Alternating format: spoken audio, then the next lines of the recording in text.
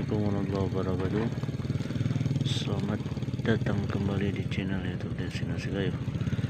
Jadi begini kita kembali suasana latihan kembali di dalam yang Yayasan Kayu Pulang Bengkak Taking Nasi Tengah. Nah, jadi begini suasana antrian pelatihan di pagi hari ini. Jadi sebentar lagi kuda-kuda ini akan berlatih.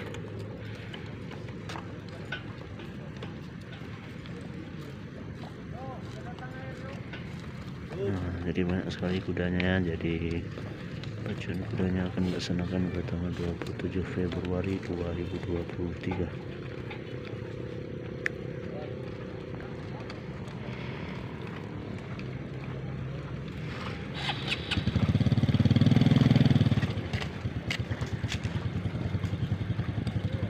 Oke, mari kita lihat kuda-kuda yang sedang berlatih di pagi hari ini.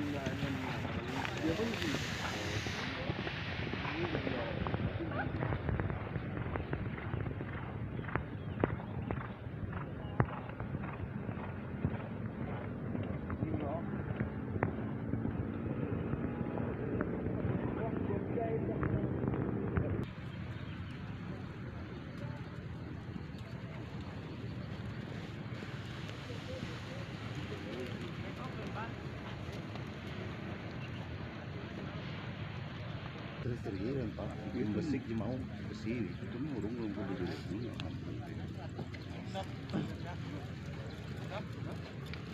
Besik, besi, terkena besi.